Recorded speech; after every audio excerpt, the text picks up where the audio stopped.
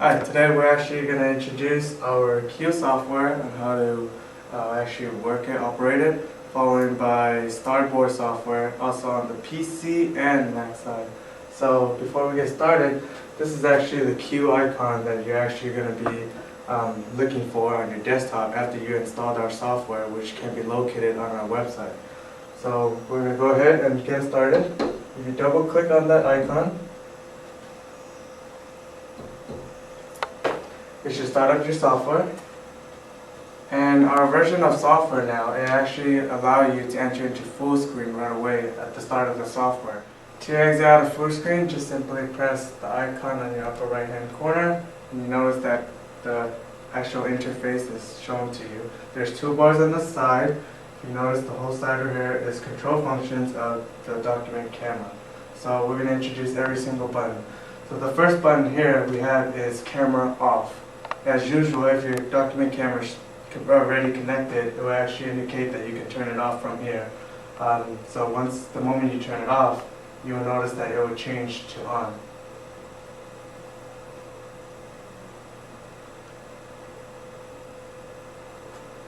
So after it changed from on, you can just simply click on it and it will turn on your document camera.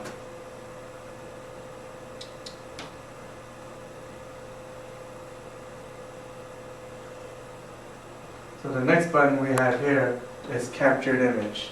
Captured image to actually capture whichever that you have shown on your desktop or under your document camera. By simply clicking on it, you get a saved image for you to name your file and save it to wherever destination you wish to save it to. So we're going to actually test it by typing something in the file name.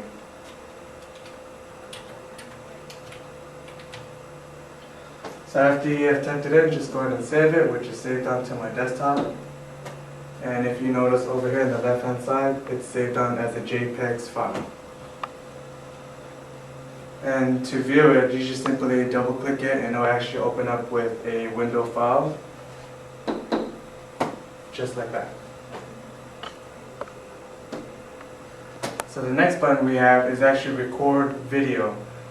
Record video is actually a live video of what is placed underneath the document camera. The moment you click on it, there was a toolbar that will pop up for record. There's a record button and a stop button. The moment you click record, it would actually pop up the same thing asking you where would you like to save your file and what name do you want to name it. So since I already showed that for captured image, it's just the same procedure. After you have done recording, you do need to click the button again, which is cancel record, so you can enter back into your default interface. So the next button we have will be freeze image. It's to freeze whichever image you have underneath and nothing will be placed under, it will not affect anything. So if I were to freeze the image and walk over here and put my hand underneath, it won't be shown on the board. So to click live image, just simply click it again. The next button we have here is options. Option menu allows you to choose the language of the software for you to present onto your toolbar. The next one will be the video compressed type.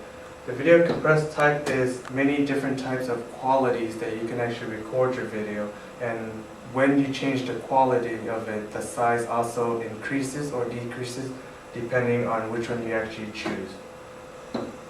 And underneath, there's a box that you can check. It's for unable audio recorder.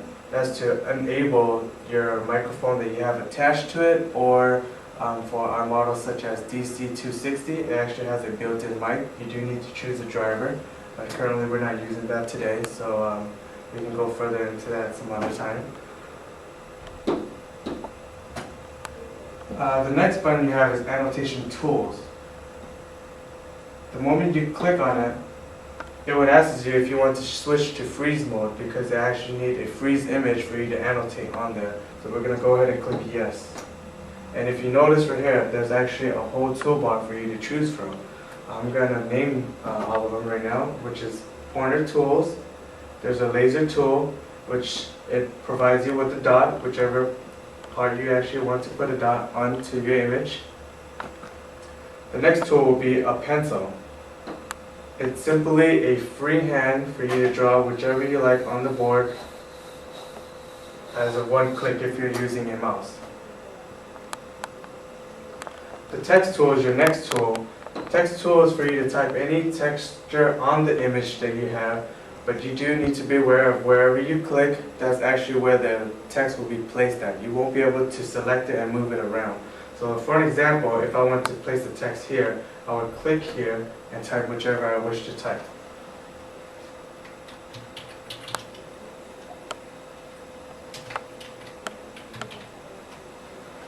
So after I've typed it, whichever I'd like to type on there, if you notice here, there's a little T icon at the bottom of the box that has popped up.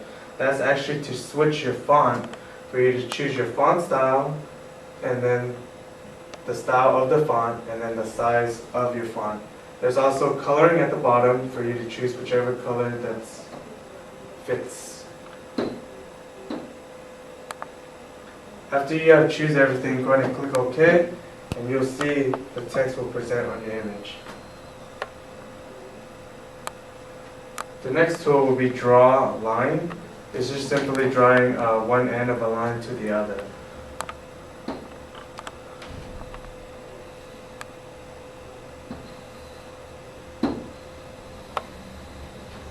So, just let you draw a straight line through whichever you like. Your next tool will be Draw Ellipse. It's simply a circle, oval, whichever you wish. Just simply drag it, and you have yourself a circle.